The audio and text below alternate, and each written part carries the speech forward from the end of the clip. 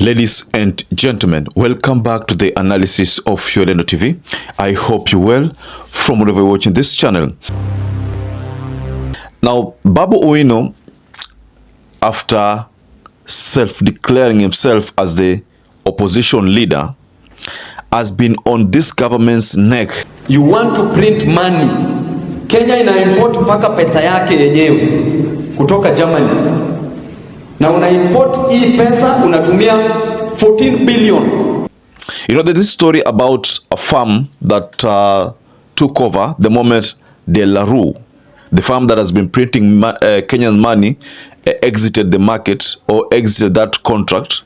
So this new company took over. So there's talk that 14 point something billion is going to be spent to simply print Kenyan notes. You know, this is what Babu Owino is not in agreement with, that Kenya is going to spend 14 point something billion just to print Kenyan money. In a nutshell, what Babu Owino is trying to insinuate here is that he suspects there is going to be some way of corruption because that he is a member of the Budget and Allocation Committee. This budget has not been fronted, according to Babu Owino, and he says that since this budget has not been fronted and this tender will be paid using the foreign currency, and according to the Kenyan market or according to the reserves, we don't have enough foreign reserves to foot for this kind of tender.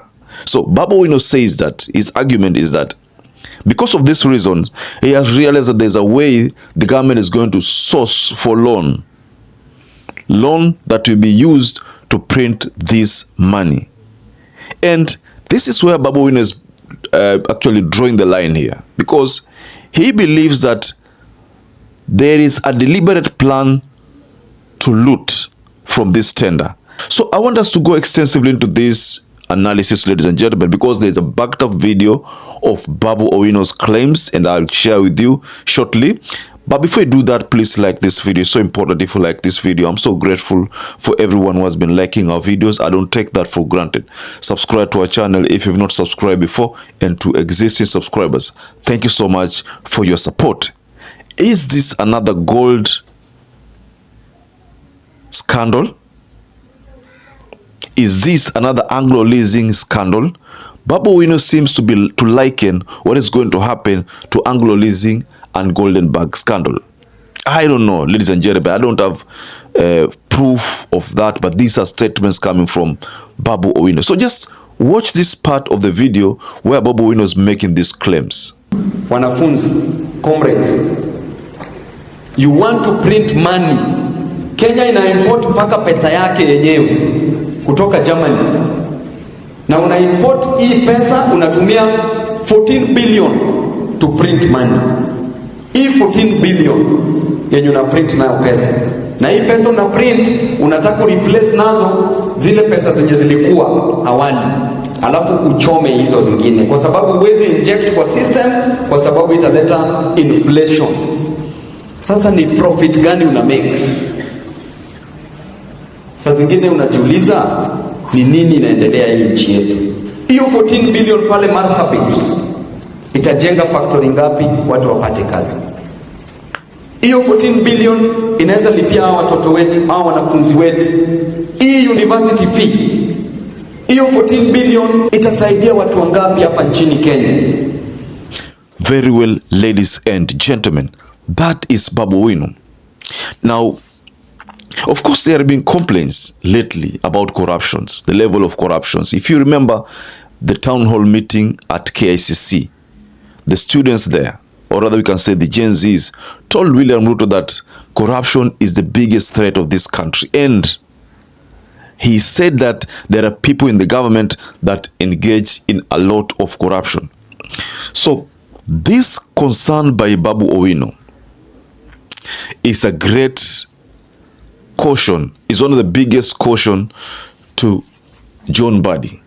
And this is like a litmus test of the treasury, because John Mbadi is at the helm of the treasury. So as to whether he's going to okay this, because I understand based on a story here, let me just take you through it, because initially there was De La Rue. We all know about that. De La Rue printed money. The previous tender he won and printed.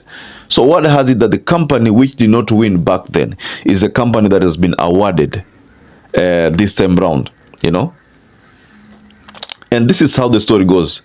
The Central Bank of Kenya, CBK, has settled on a German company, Giseke and Devrich Currency Technologies, to print banknotes in a classified procurement process. The exit of De La Rue and looming stock out of currency banknotes prompted CBK to look for a banknote printer. CBK says the case of classified procurement became necessary in choosing the German printer to align the process of procuring currency to global practice where most countries procure currency in a classified manner. The request for classified procurement process was also in line with the guidance from the National Treasury. It thus sought approval from the Cabinet through the Cabinet Secretary, National Treasury.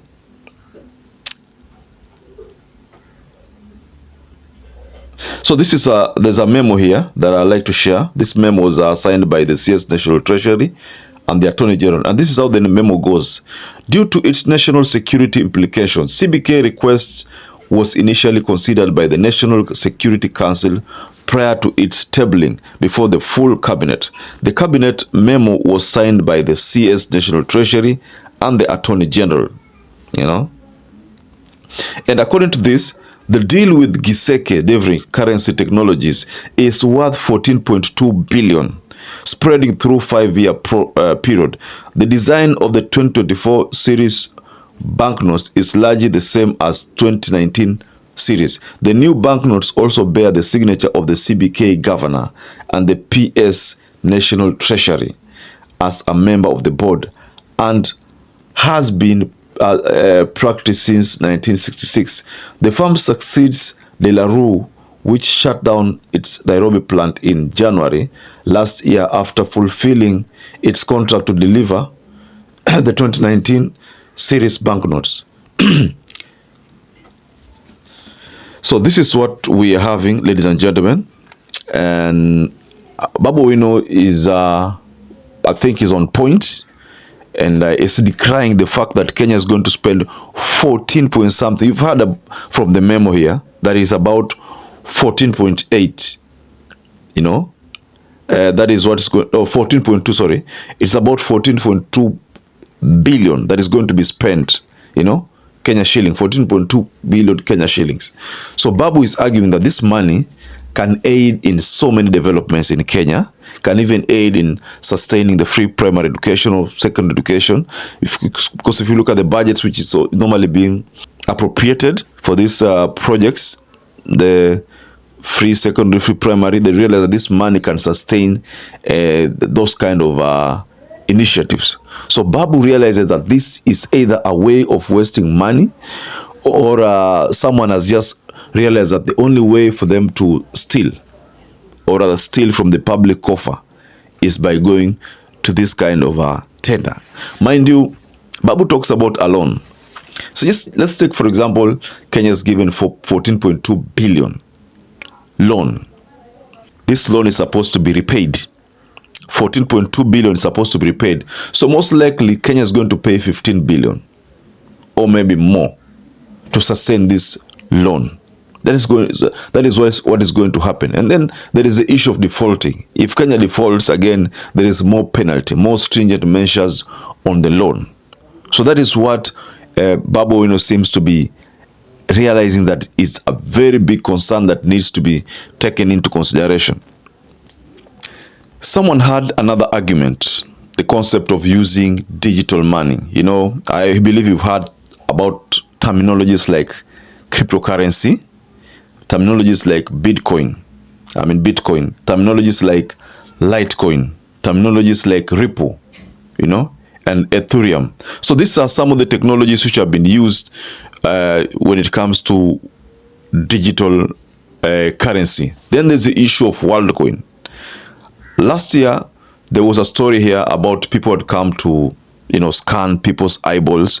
The idea behind it was to try to, you know, bring on board the issue of WorldCoin, whereby it's money, not physical banknotes, but money that is circulating in soft copy. So these are some of the ideas which are being introduced here in Kenya. So this matter of printing banknotes, spending 14.2 billion to just print banknotes, Babu Owino seems not to be in agreement with that concept, because he believes that the expenditure of 14 point something billion, that is money that can be used or channeled in a very meaningful project, or even something like funding the education system, or funding the healthcare system, or increasing salaries. But the mere fact that 14 point something billion is going to be spent to buy or to procure banknotes simply because of introduction of the governor's signature, or maybe the introduction of certain specimen in the note, just to maybe improve on the security. So there is a point here that Babu Owino also talks about, that if we buy our own money, why don't just print our own money? That's a very risky move, honestly speaking. I remember the story of Idi Amin. People know about Idi Amin and what he did. He brought about the inflation that is being witnessed in Uganda right now. That's why sometimes, as much as people want to discredit Museveni for being like a dictator, but Museveni has done something good for Uganda. That's why you find that the currency of Uganda has been stabilizing by the day, ever since he took over. And Idi Amin had destroyed the economy of Uganda. When I remember, I was just watching a movie some time ago. This movie, the actor who acted as Idi Amin approached the governor, central bank governor, and asked the central bank governor to print notes. So I remember in that movie, the central bank governor declined. He was fired instantly. And then the assistant, the deputy one, was appointed as now the governor of Central Bank of Uganda, then ordered to print notes, and he did exactly that. So perhaps if you're watching this video and not subscribed, please subscribe to this channel, like this video, and until we catch up again, stay safe and stay blessed.